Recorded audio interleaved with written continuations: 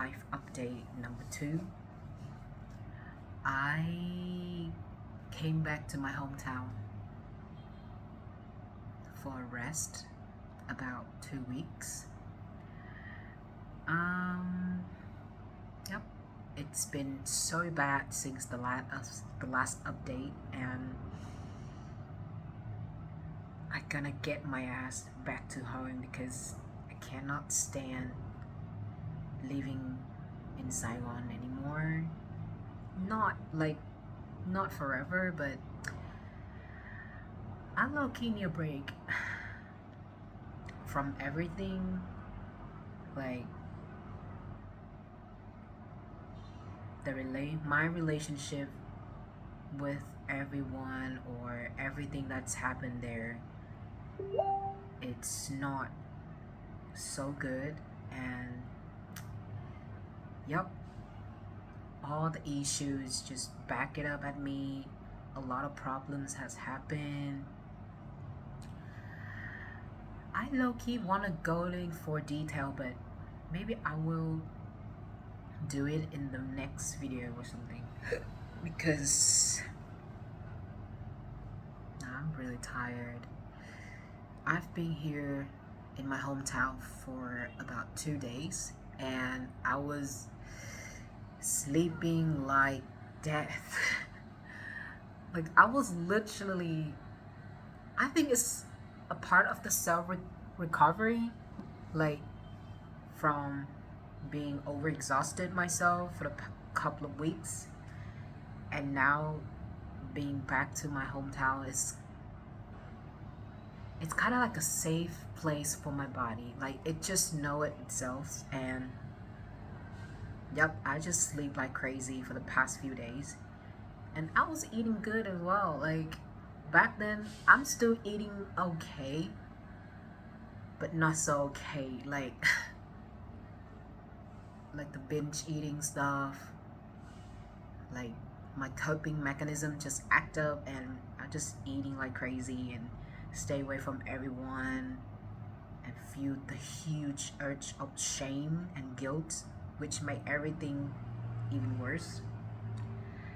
And some of my friends just either mad at me or just don't care about me anymore, or just busy with their jobs, or time change. But right now there's nothing right around me. Not everything's completely wrong, but most of the time it was wrong, and I just not feel good at all. Like,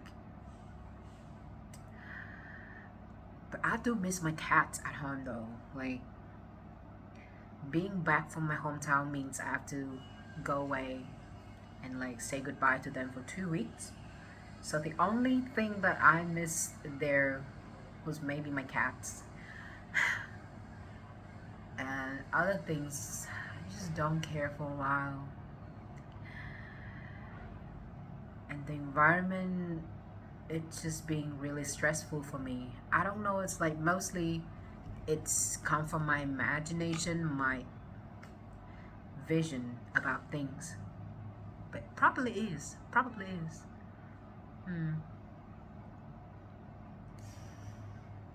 But there's a hope of thinking that you might get better from all the time that you've been healing and stuff. But the fact that I cannot accept that healing is not linear, it's the ongoing process of up and down, and it's not just a path like this. And a part of which I cannot accept is what made me totally collapse and miserable like I am right now. And there's still some other reasons why I've been this way, and most of it is because I don't forgive myself for all the things that's happened for me, even when it's come from myself or from others. But most of it is coming back to the origin of self-hate and self-blame and self-guilt. Like, okay, somebody did me wrong. Almost everybody did me wrong. But not to the point that I let myself being affected so deeply that I just being myself like I am today. Like, totally exhausted, totally wasted. Um, Sleepless nights, crying all day, cannot even eat properly or study or just propose everything. Now it's low key being a little bit better than who I am the past few years, because what I was in the past few years was actually in the whole freeze mode. Like, I barely can even survive. Like, I cannot even wash myself or take care of myself like the way, not really like the proper take care, but it's just like the bare minimum take care that I cannot even do it. And I have to take a gap year to and propose my study very many time for the past 3 years in university. Like, I barely even do schoolworks. I just laying on bed for weeks without doing anything, and it's literally rotting in bed, like literally the way what rotting is. And up to now though, things still got bad. I still got sleepless night, eating like shit, body feel like shit physically and mentally. Still excessive social media usage, and other coping mechanisms, binge eating, um, just distracts me from anything. But at least right now, I'm still doing like the bare minimum of survival in terms of I still wake up and wash myself and trying to eat and trying to study, which it's still really difficult to handle when I'm not in a stable mood. But compared to myself the past 3 years, it's been quite okay. It's like not completely in the freeze mode right now, but it's more like in the flight or fight response. Yep. It's moving, but like at first it's like the big storm and I'm just freezing like this. I'm just standing, cannot do anything, cannot barely functioning. And then this to the storm now. The problem and all the stuff is still as big as it is, but I keep moving a little bit and then I just stuck up to this loop. I'm just turning around like this. Yep. The whole fly or fight response. It just doesn't make anything better actually, and I don't know, the disappointment of feeling like you are now back to the stage when you are completely collapsed and miserable because of what others doing to you, and let that happen to you this much to the point that you can't barely manage it. You just running away from it for a while. Like, the thing that I'm coming back to my hometown is like proof that I just need a peace of mind. Like, just kind of like distract myself from the whole problem that's happening here.